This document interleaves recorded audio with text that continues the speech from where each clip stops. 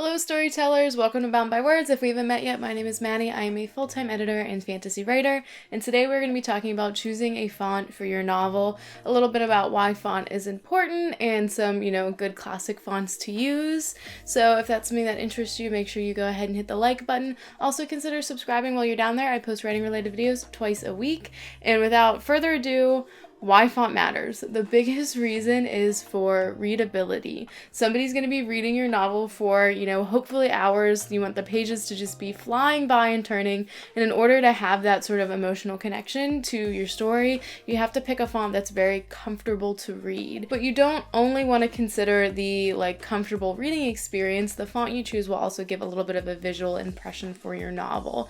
There are thousands of different types of fonts to choose from, and that is honestly barely scraping the surface because people create fonts constantly, and there's a huge emotional difference between reading something that is typewriter face than reading something that is handwritten. So even though there is, I think, a sweet spot when it comes to long form writing, even in that sweet spot of font styles, there is a wide range of variability. So make sure that whenever you're selecting a font, you're picking not only something comfortable, but something that you want to represent the tones in your story. There are 4 different styles of font to choose from. The first, and I think this is best for novels and books and any kind of long form work, is serif fonts. These fonts have little flourishes at the end of each of the strokes of the letters. This makes them stand out a little bit just so that they're easy to read. The flourishes aren't always noticeable, so it's not like you're getting something super creative or artistic. They're just a subconscious, helps your brain differentiate between letters a little bit easier, which is why I think it's really great for long form work.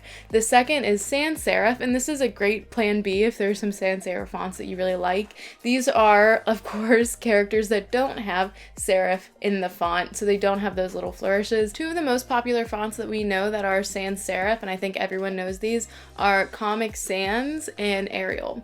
So those are really common fonts. It's definitely not something that's taboo to use. I think I just generally prefer to try to pick a serif font because it has that extra little touch of readability, but there are plenty of very easily readable sans serif fonts to choose from as well. The next 2 types I wouldn't necessarily recommend for the body prose of any novel or long form book, but they can become incredibly useful for shorter segments or, titling, anything sort of pretty and descriptive, maybe if you have a map or a family tree in the front of your book. The first is script writing. Any font that is called a script font is supposed to mimic handwriting, whether it is just regular handwriting or cursive or, fancy hand lettering. Those are all considered script fonts. And the other one is display fonts. If a font is considered to be display, then it is considered to be more dynamic and artistic, a little bit stylized. So script and display fonts are really great for sections.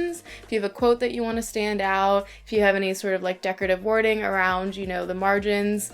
I think headers and footers I would probably keep in a really readable text, but you might be able to play around with some display fonts that are a little bit prettier.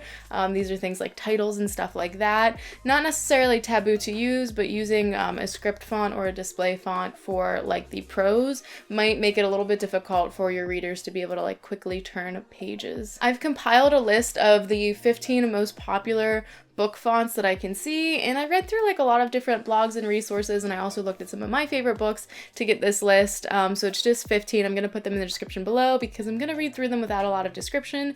This is more just so that you can hear if there's something that's familiar, if there's something you generally like, maybe if the font you're using for your manuscript is or isn't on this list. Of course, this isn't exhaustive. It's only 15 fonts, but I did go to sources like Ingram Spark and Reedsy and, KDP, a lot of good publishing sources, and I also looked at some of the books that I have that are really well received, things like Kingdom of the Wicked and From Blood and Ash, stuff like that. So the 15 fonts that I marked as being the most popularly recommended fonts are Times New Roman, Garamond, Caslon, Baskerville, Sabon, Dante, Bembo, Janson, Minion, Palatino, Merriweather, Lora, Crimson Text, Georgia, and Utopia.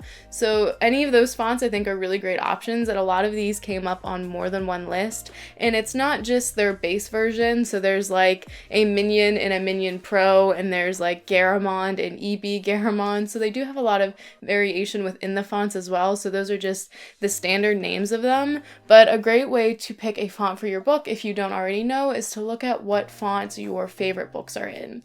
And I know that seems sort of like weird. It can get a little bit analytical, and not a lot of people like memorize fonts, but there are some apps that you can get on your phone. I think the most popular one that I wrote down is called What the Font, and there's also one called Find My Font. There aren't a lot of options, I think, when it comes to font detecting apps, but What the Font seemed like the most popular one that's probably available no matter what kind of phone you have. And you could take a picture of any type of prose, and it'll tell you what font that is written in. So if you are really trying to choose a font for your novel, you can pick up a few different novels in your genre, whether it's from your bookshelf or from the library, and take a picture of the prose and have a software like that identify the font for you.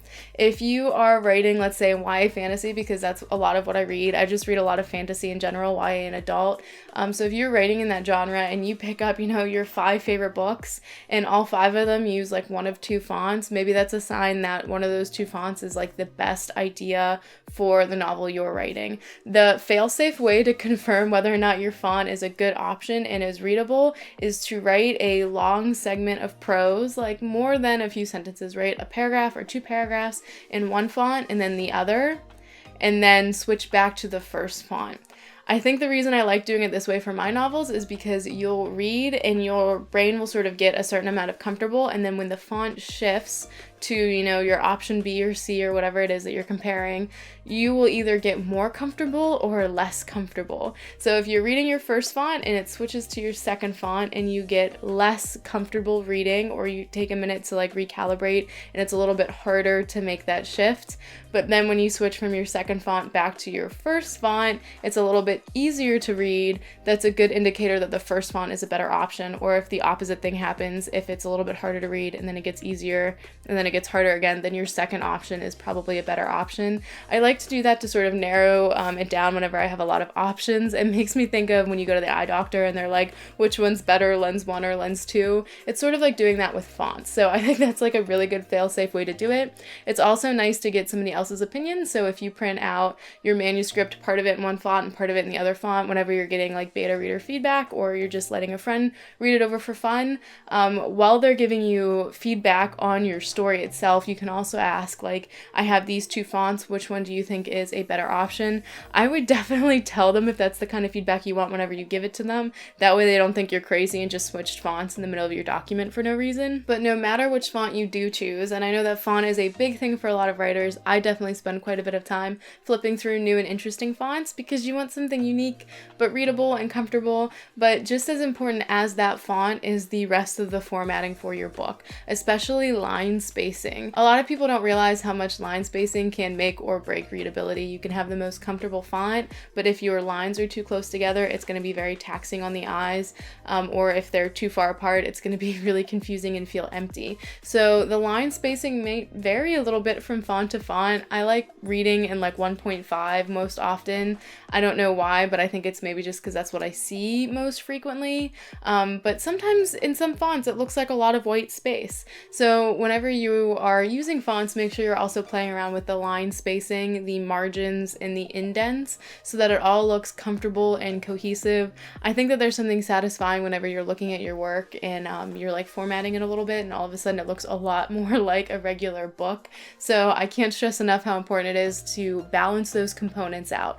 Don't just stop at the font. Make sure that you choose a font and make that font mesh really well in its environment.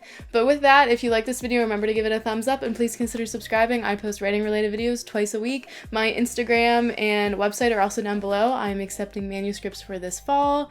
And yeah, I'll see you guys next time.